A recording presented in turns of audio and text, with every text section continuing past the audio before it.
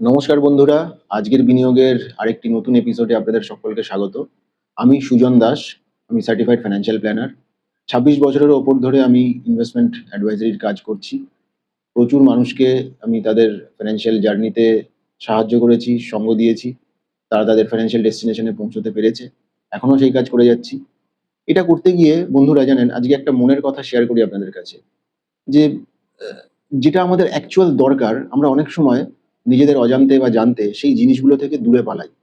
তার একটা মানে খুব বাস্তব উদাহরণ হচ্ছে, আমরা ইন্স্যুরেন্স এজেন্ট বা ইন্স্যুরেন্স অ্যাডভাইজারদেরকে দেখলে ছুটে পালিয়ে যাই। এটা খুব কঠিন এবং আ কড়া সত্য যেটা বলা যেতে পারে। যে আমরা বলি, "ওই দেখ আবার ওই একটা এলআইসির এজেন্ট আসছে। আবার মানে ও ইন্স্যুরেন্স করে।" এটা মানে আমি অনেকদিন থেকেই এগুলো দেখেছি, ছোটবেলা থেকেই দেখেছি। তাও এখনো সেই জিনিসগুলো রয়েছে।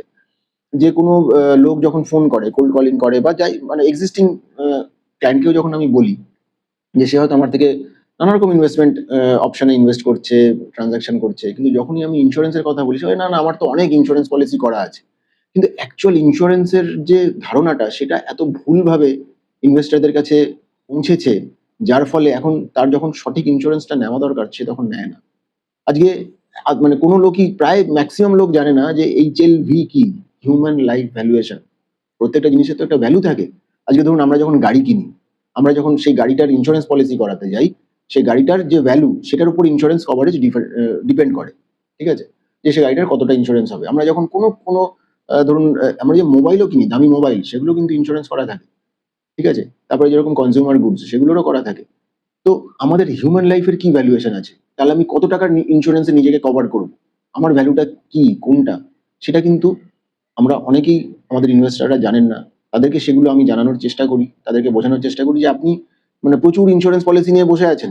কিন্তু সেগুলোর টোটাল সাম অ্যাসিউরড যোগ করলে দেখা যাবে হয়তো ৫,০০,০০০, ৪,০০,০০০, কোনোটা ৳১,০০,০০০ সাম অ্যাসিউরড, কোনোটা ৳৫০,০০০ সাম অ্যাসিউরড, কোনোটা ৳৫,০০,০০০ সাম অ্যাসিউরড, কোনোটা ৳২,০০,০০০ সাম অ্যাসিউরড। এরকম করে যখন ওই ৫-৬ খানা পলিসি যোগ করা হবে, দেখা যাবে যে টোটাল সাম অ্যাসিউরড হয়তো ১০,০০,০০০ কি ১৫,০০,০০০ কি ৳২০,০০,০০০।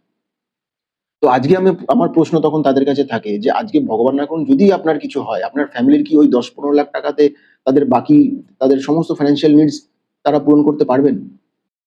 তো আসলে সমস্যাটা কি হয় জানেন? যে আমরা, আমরা যারা অ্যাডভাইস করছি তারাও এবং ইনভেস্টররাও ইনভেস্টমেন্ট আর ইন্সুরেন্স এই দুটোকে আমরা মিক্স করে ফেলি এবং সেই দুটোর মিক্স করাও সেরকম অনেক ভালো প্রোডাক্ট আছে। ঠিক আছে? কিন্তু আমার নিড অনুযায়ী আমি সেটাকে অ্যাডজাস্ট করতে পারি না। আমার সলিউশন, আমার যে প্রবলেমটা আছে সেটাকে যদি আমি সলিউশন না করি ফাইন্যান্সিয়াল প্রোডাক্ট দিয়ে, তখন সেটাকে ঠিকমতো তখন প্লেসড হয় না এবং তখনই লোকে ওটা থেকে ডিটাচ হয়ে যায়। তার অ্যাকচুয়াল যেটা দরকার সেটাও তখন সে নিতে মানে চায় না বা নিতে পারে না। তো আমাদের ১ম এ as a insurance advisor, as a financial advisor আমাদের যেরকম ১ম এ আমার ক্লায়েন্টের নিডটাকেও বুঝতে হবে। বুঝে আমাকে সেই প্রোডাক্টটা মানে তাকে জানাতে হবে।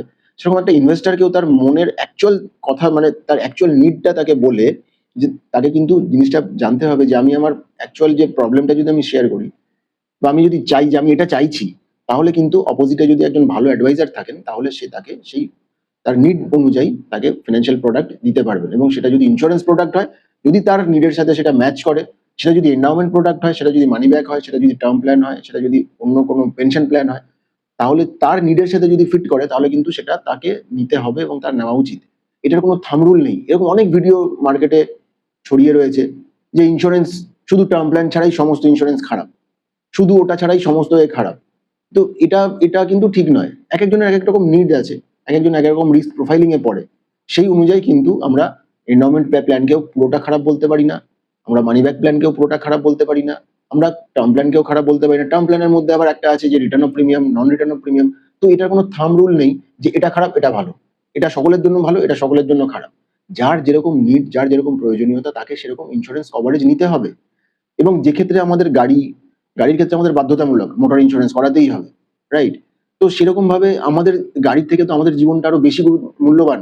তো আমরা যদি আমাদের নিজেদের প্রপার ইন্স্যুরেন্সটা না করাই, মানে বিলো ইন্স্যুরেন্স কভারেজ নিয়ে থাকি, তাহলে যখন দরকার পড়বে তখন কি আমার ফ্যামিলিকে আমি বিপদে ফেলে যাচ্ছি না? আরেকটা কথা খুব প্রচলিত। ইন্স্যুরেন্স অ্যাডভাইজার দেখলেই আরে ও তো আমি মরে গেলেই বেশি লাভ হবে, সেইজন্য আমার কাছে ইন্স্যুরেন্স পলিসি করাতে আসছে। এই কথাগুলো গল্পর জন্য ঠিক আছে। কিন্তু অ্যাকচুয়াল যখন দরকার পড়বে, তখন কি সত্যি বিপদের সময় কেউ একটা টাকাও দিয়ে কাউকে সাহায্য করবে? আপনি ভেবে দেখুন তো। আপনি ২ টো নাম লিখুন যে আপনার অপরিবর্তে যখন আপনি থাকবেন না, তখন আপনার ফ্যামিলিকে কে 1000 টাকা দিয়ে সাহায্য করবে? পাওয়া খুব মুশকিল। তো প্রথমেই আপনাকে যেটা জানতে হবে যে আপনার হিউম্যান লাইফ ভ্যালুয়েশনটা কত? প্রথম। তারপরে আপনার কি, কি রিকোয়ারমেন্টস আছে? আপনার যে ইনভেস্টমেন্ট প্রোডাক্ট আছে সেগুলো আপনাকে কোন জায়গায় নিয়ে যাচ্ছে? Proper financial planning. আমাদের প্রপার ফাইন্যান্সিয়াল প্ল্যানিং এ আমি আগের ভিডিওতেও ডিসকাস করেছিলাম যে প্রথম কটি প্যারামিটার আছে তার প্রথম হচ্ছে আমাকে একটা প্রপার হেলথ ইন্সুরেন্স নিতে হবে। আমাকে একটা প্রপার লাইফ কভারেজ নিতে হবে। তারপরে আমি ইনভেস্টমেন্টের জন্য যাব। আমার যদি প্রথমেই দুটো ধাপ না করা থাকে, আমি যদি প্রথমেই ইনভেস্টমেন্টে চলে যাই, খুব ভালো কথা। কিন্তু যেকোনো সময় আমার সেই ইনভেস্টমেন্টটা কিন্তু জিরো হয়ে যেতে পারে এই দুটোর পারপাসে যখন যদি দরকার পড়ে তাহলে সেই পারপাসে যে খরচ হবে সেটাতে।